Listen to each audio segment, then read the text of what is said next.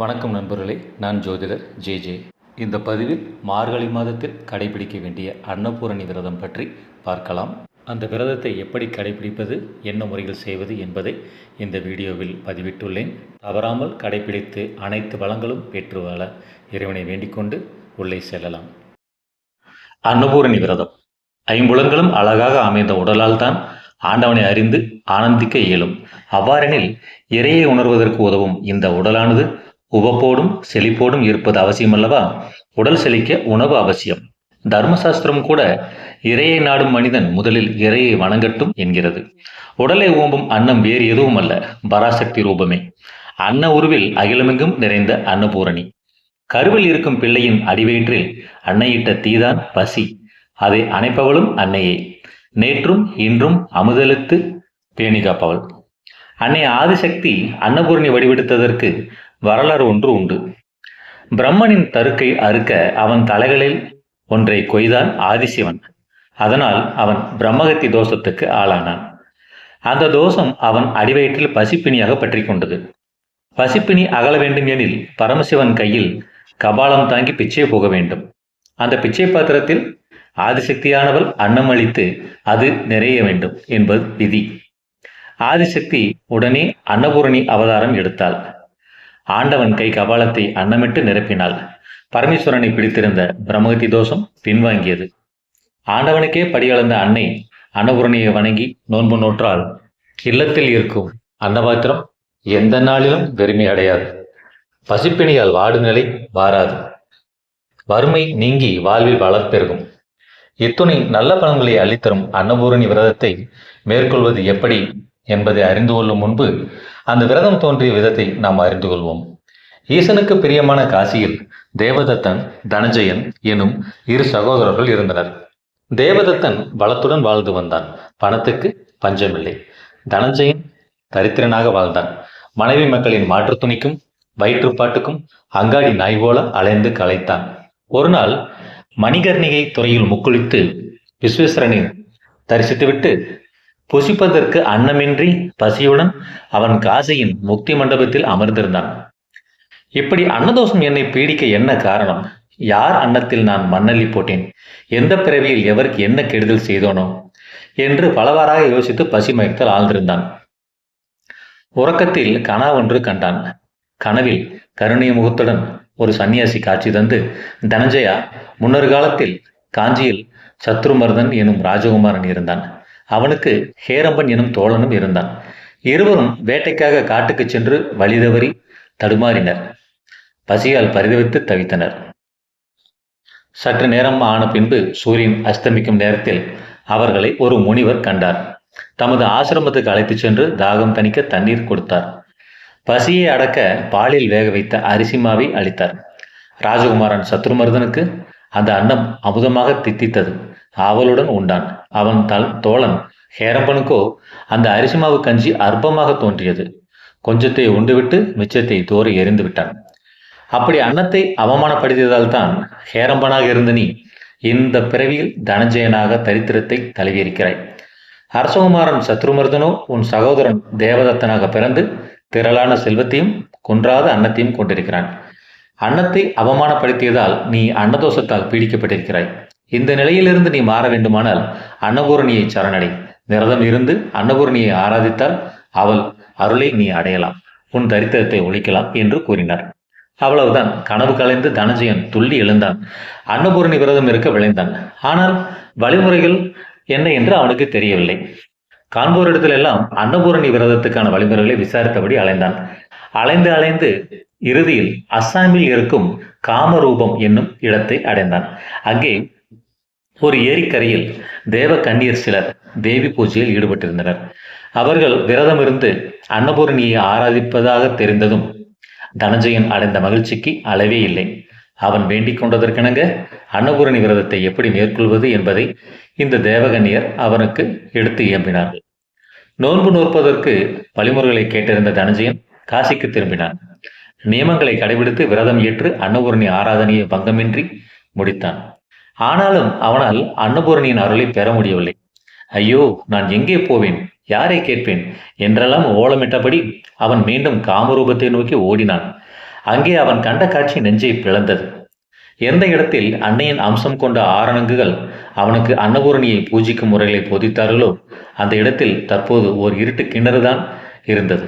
வாழ்க்கையை வெறுத்த தனஞ்சயன் தன் வாழ்வை முடித்துக் கொள்ளும் நோக்கத்துடன் அந்த இருட்டு கிணற்றுக்குள் குதித்து விட்டான். தனஞ்சயன் இறக்கவில்லை. அந்த கிணற்றில் கண்களை கூச வைக்கும் ஒரு ஒளி பிரதேசம் தெரிந்தது. அவன் தன்னை அறியாமல் அந்த இடம் நாடி சென்றான். அங்கே ஓர் அற்புதம் அரங்கேறி கொண்டிருந்தது. ஒரு அழகான ஏரிக்கரை. அதன் கரையில் தெய்வ பூஜையில் ஈடுபட்டிருந்த தேவ கன்னிகைகள், வேத முழக்கம், இனிய சங்கீதம் நடைபெற்றுக் கொண்டிருந்தது.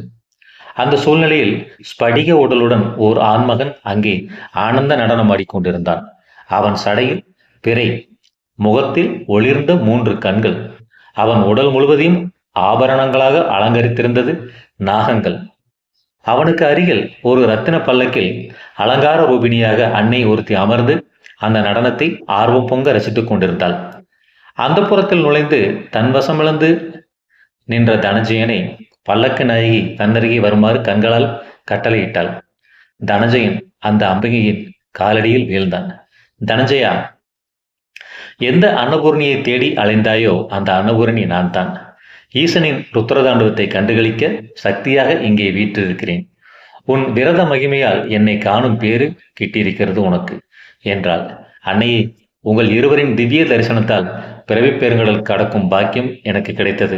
உங்களை வணங்குகிறேன் என்று தனஞ்சயன் வார்த்தைகள் பெறல கதறினான். அன்னபூரணி புன்னகித்தாள். தனஞ்சயா, அன்னபூரணி விரதத்தை இனி யார் மேற்கொண்டாலும் அவர்களுக்கு அன்னத்துக்கு ஒருபோதும் குறை இருக்காது. அனைத்து ஐஸ்வர்யங்களும் கிட்டும். எந்த வீட்டில் என்னை பூஜிக்கிறார்களோ அந்த வீட்டில் நான் வந்து வாசம் புரிவேன். திரும்பிச் செல். அன்னபூரணி விரதத்தை மறுபடி நியமங்களுடன் தொடங்கி முடி. உனக்கு அருள்பாலிக்கும் ஆசையுடன் நான் கங்கைக்கரை காசிக்கே வருகிறேன். என் ஈசனின் ஆலயத்துக்கு தென்புறம் எனக்கு ஒரு கோயில் எழுப்பு. அங்கே நான் வந்தமர்ந்து வாசம் புரிகிறேன் என்ற அன்னபூரணி அருள்வாக்கு அளித்தாள். தனஞ்சயன் காசி நகருக்கு மீண்டும் வந்து அன்னபூரணி விரதத்தை மேற்கொண்டான். அவனது இல்லத்தில் வறுமை தொலைந்தது, வாழ்வு வளம் பெற்றது. அதன் பின் அன்னபூரணியின் ஆணைப்படி அவளுக்கு ஒரு ஆலயம் அமைத்தான். அன்னபூரணி காசியின் ஆட்சிப்பிடத்தில் வந்து அமர்ந்து அருள்பாலிக்க தொடங்கியது இவ்வாறுதான். அன்னபூரணி விரதத்தை மேற்கொள்வது எவ்வாறு என நாம் அறிந்து கொள்வதற்கு முன் மணக்கண்ணால் அந்த அன்னபூரணியை ஒருமுறை தரிசித்து விடுவோம் வாருங்கள். காசி விஸ்வநாதர் கோவில் அமைந்திருக்கும் அந்த வீதியின் முனையில்தான் அன்னபூரணி ஆலயமும் அமைந்திருக்கிறது. கர்ப்பகிரகத்தில் 2 அடி உயர கருங்கல் சிலையாக நிற்கும் அன்னபூரணி இடது கையில் அன்ன பாயாச பாத்திரத்தையும் வலது கையில் வாரி வழங்கும் கரண்டியும் கொண்டு காட்சி தருகிறாள். அன்னபூரணி ஆலயத்தின் முக்கியமான ஒரு அம்சம் தங்க அன்னபூரணியின் தரிசனம். கோயிலின் முதல் தளத்தில் தங்கியிருக்கும் இந்த தங்க அன்னபூரணி நரக சதுர்த்தசி அன்று, அதாவது தீபாவளிக்கு முதல் நாள் உப்பரியிலிருந்து இறங்கி வந்து பக்தர்களுக்கு தரிசனம் தருகிறாள். அபிஷேகம், ஆரத்தி அடங்கிய உச்சிகால பூஜைக்கு பின்னர் திரைக்கு பின்னால் மறைந்துவிடும் தங்க அன்னபூரணி மறுநாள் தீபாவளி அன்று விடியற்காலையில் பக்தர்களுக்கு தரிசனம் தருகிறாள். தீபாவளிக்கு மறுநாளும் தரிசனம் தொடர்கிறது.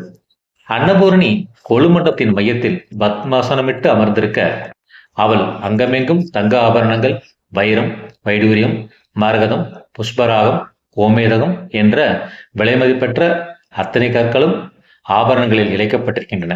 தலை கிரீடம், கிரீடத்துக்கு மேல் தங்க கொடை, காதணிகள், கழுத்தணிகள், கையணிகள் என்று அன்னை அலங்கார பூஷிதையாக அங்கே அவதாரம் தருகிறாள். சமைக்கப்பட்ட அன்னம், இனிப்புகள், பழங்கள், காய்கறிகளை கொண்டு சமைக்கப்பட்ட கூட்டு போன்ற பதார்த்தங்கள் அன்ற அன்னைக்கு முன்பு அம்பாரமாக படைக்கப்படுகிறது. அன்னபூரணிக்கு வலது பக்கத்தில் ஐஸ்வர்ய நாயகி லக்ஷ்மி, இடதுபுறத்தில் வற்றாத செல்வங்களை தன்னகத்தை கொண்டுள்ள பூமாதேவியும் வாசம் செய்கிறார்கள். அன்னபூரணிக்கு முன்னால் பிச்சை கேட்டு கையேந்தும் வெள்ளி கவசம் போன்ற விஸ்வநாதர் அமர்ந்திருக்கிறார். அன்னபூரணியை ஆராதியுங்கள், அவள் அருளுக்கு பாத்திரமாங்கள். தற்போது அன்னபூரணி விரதம் எப்படி இருப்பது என்று பார்க்கலாம். மார்கழி மாதம் கிருஷ்ண பஞ்சமி அன்று, அதாவது பௌர்ணமியிலிருந்து 5ஆம் நாள் காலையில் விரதத்தை தொடங்க வேண்டும். தூய நீரில் தலைமொழிகி ஸ்நானம் செய்து நல்ல சுத்தமான ஆடைகளை அணிய வேண்டும். கொஞ்சம் அடர்த்தியான பட்டு நூலையோ பருத்தி நூலையோ எடுத்து குங்குமத்தில் தோய்த்து எடுக்க வேண்டும். அந்த நூலில் 17 முடிச்சுக்கள் இட்டுக்கொள்ள வேண்டும். முடிச்சிட்ட நோன்பு கயிற்றை பூஜையில் வைத்து சந்தனம் தெளித்து தூப தீபம் காட்ட வேண்டும். நோன்பு கயிற்றின் முடிச்சுகளில் அன்னபூரணி வந்து இருக்குமாறு மனதை ஒருமுகப்படுத்தி வேண்டிக் கொள்ள வேண்டும். பின் மறுபடி நோன்பு கயிற்றுக்கு தூப தீபம் காட்டி அதில் வந்து வாசம் செய்யும் அன்னபூரணியிடம் கீழ்காணும் பிரார்த்தனையை தெரிவிக்க வேண்டும். அம்மா அன்னபூரணி, எனக்கு அன்னமிடு, வற்றாத பால் வழங்கும் பசுக்களை அகிலத்துக்கு அள்ளிக் கொடு, நல்ல வாரிசுகளை வழங்கு, பொன்னையும் புகழையும் கொடு, நிறைந்த ஆயுளையும் குன்றாத ஆரோக்கியத்தையும் தா. அன்னபூரணி மாதாவே, உன்னை நான் மனதார வணங்குகிறேன். அன்னபூரணியிடம் இந்த பிரார்த்தனையை செலுத்திவிட்டு நோன்பு கயிற்றை எடுத்து கையில் கட்டிக்கொள்ள வேண்டும். ஆண்கள் வலது கையிலும் பெண்கள் இடது கையிலும் கட்டிக்கொள்ள வேண்டும். இந்த பூஜையை 16 நாட்கள் தொடர்ந்து காலை வேளையில் செய்ய வேண்டும். 17வது நாள் சுக்கில சஷ்டி அன்று, அதாவது அமாவாசை தொடங்கி 6வது நாள் விரதத்தை முடிக்கும் நாள். அந்த நாளில் மட்டும் விளக்கு வைத்த பின் இரவில் பூஜை செய்ய வேண்டும். விரதத்தை முடிக்கும் நாளன்று இரவு தலைமொழிகி ஸ்நானம் செய்துவிட்டு வெள்ளை ஆடை அணிய வேண்டும். நெல்மணிகளை பரப்பி அதை கையால் கற்பக விருட்சத்தை வரைய வேண்டும். அந்த மரத்தினடியில் அன்னபூரணியின் உருவச்சிலையோ வரையப்பட்ட சித்திரத்தையோ வைக்க வேண்டும். இதழ்கள் அடர்ந்த ஒரு தாமரை மலரை எடுத்து அதன் இதழ்களில் நந்தினி, மேதினி, பத்ரா, கங்கா, பகிரூபா, திதிக்ஷா, மாயா, ஹேதி, ஸ்வசா, ரிபுகந்தரி, அன்னதா, நந்தா, பூர்ணா, ரூஷிநேத்ரா, சுவாமி சித்தா மற்றும் ஹாசினி என்ற 16 பெயர்களை விரலால் எழுத வேண்டும். நைவேத்தியம் படைத்து தூப தீபம் காட்டி விரதத்தை முடிக்க வேண்டும். நைவேத்தியமாக பழங்களோ அன்னமோ அல்லது அரிசி பாயாசமோ எது இயலுமோ அதை படைக்கலாம். அன்னபூரணி விரதத்தை தனியாகவும் மேற்கொள்ளலாம் அல்லது ஆண்கள் பெண்கள் சேர்ந்த குழுவாகவும் மேற்கொள்ளலாம். விரதம் மேற்கொள்ளும் ஒவ்வொருவரும் ஒரே நோன்பு கயிற்றை ஒவ்வொரு நாள் பூஜையின் போதும் அவிழ்த்து பூஜையில் வைத்து தூபதீபம் காட்டி மறுபடி அணிந்து கொள்ளலாம். விரதம் முடிந்த பின்பு நோன்பு கயிற்றை நதியிலோ குளத்து நீரிலோ கடலிலோ சங்கமிக்க விடலாம். இந்த விரதத்தை கடைபிடித்து அனைவரும் பயன்பெற வாழ்த்துக்கள் நண்பர்களே. உங்கள் நண்பர்களுக்கும் இந்த வீடியோவை பகிருங்கள். வீடியோ பயனுள்ளதாக இருக்கும் என்று நினைத்தால் எனக்கு என் வீடியோவுக்கு ஆதரவு கொடுங்கள். சப்ஸ்கிரைப் பண்ணி லைக் பண்ணி ஆதரவு கொடுங்கள் நண்பர்களே. மீண்டும் சந்திக்கலாம். வணக்கம்.